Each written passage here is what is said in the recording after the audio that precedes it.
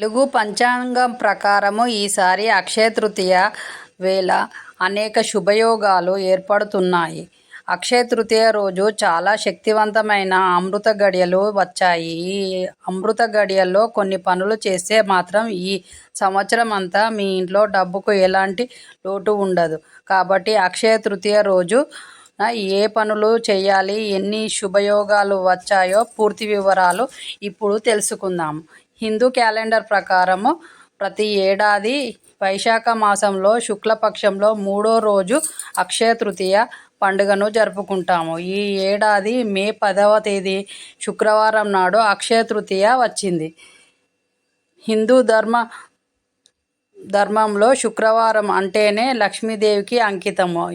ఇంతటి శక్తివంతమైన రోజు అక్షయ తృతీయ రావడం చాలా అదృష్టం. కాబట్టి ఈరోజు మీరు చేసే కొన్ని పనుల వల్ల మీ జీవితాన్ని మార్చుకునే అవకాశం ఉంది. మే 10వ తేదీ అనగా శుక్రవారం రోజున అక్షయ తృతీయ వచ్చింది. కాబట్టి ఈరోజు స్త్రీలు ఖచ్చితంగా ఇంట్లో పూజ చేయాలి.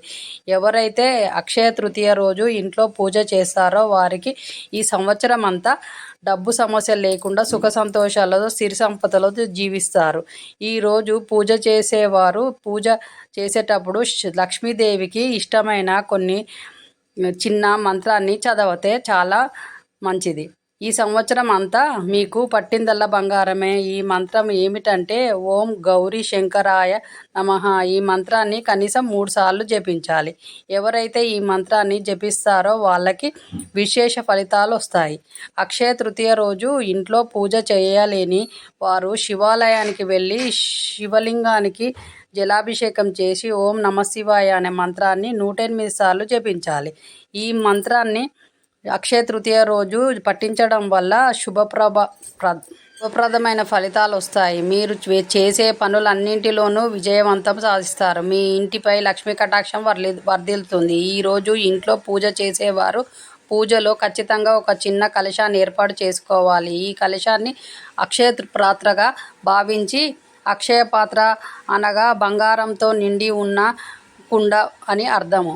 ఎవరైతే ఈరోజు పూజలో ఈ చిన్న రాగి చెంబును కానీ ఒక కలశాన్ని ఏర్పాటు చేస్తారో రాబోయే రోజుల్లో మీ ఇంట్లో డబ్బుతో నిండి ఉంటుంది. అక్షయ తృతీయ రోజు పూజ చేసేవారు దేవుడి పటాలకు కుంకుమ బొట్లు పెట్టి పూజ ప్రారంభించాలి. పూజ ప్రారంభించే ముందుగా ఒక ఇత్తడి చెంబులు కానీ రాగి చెంబు కానీ తీసుకొని దానిలో పసుపు రాసి కుంకుమ బొట్లు పెట్టాలి. ఇప్పుడు ఈ చెంబులో నిండా నీళ్లు పోసి అందులో రూపాయి బిళ్ళ వేయండి. ఆ తర్వాత చెంబుపై ఒక కొబ్బరికాయ నుంచి పూజ గదిలో పెట్టాలి. దీన్నే అక్షయ కలశం అంటారు.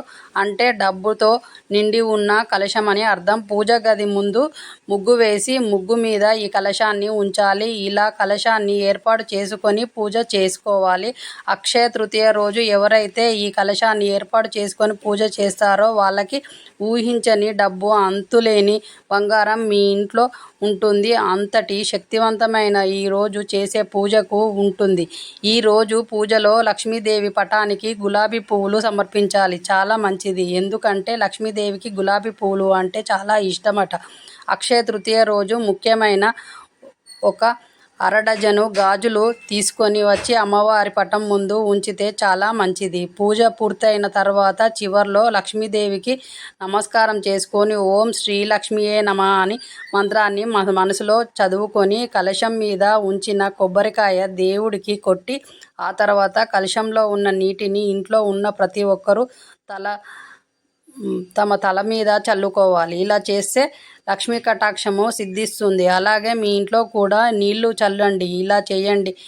ఇంట్లో ఉంటుంది నెగిటివ్ ఎనర్జీ మొత్తం తొలగిపోతుంది. కలశంలో ఉన్న రూపాయి బిళ్ళను మాత్రం మీ బీరువాలో ఉంచండి. ఇలా చేస్తే మీ ఇంటికి తమ ధన ప్రవాహం బాగా ఉంటుంది. ఈ లక్ష్మీదేవి ఆశీర్వాదం లభిస్తుంది. ఈ చిల్లరను మాత్రము ఖచ్చితంగా ఉపయోగించుకోవాలి. అసలు అక్షయ తృతీయ రోజు ఎందుకు ఇలా పూజ చేయాలి అంటే మన హిందూ ధర్మ పురాణాల్లో కుబేరుడు అనే పండితుడు అక్షయ తృతీయ రోజు లక్ష్మీదేవిని ఇలా పూజించి ధనవంతుడయ్యాడు. అందుకే మన హిందూ ధర్మం మతంలో కుబేరుడు అంటే ధనవంతుడని అర్థం.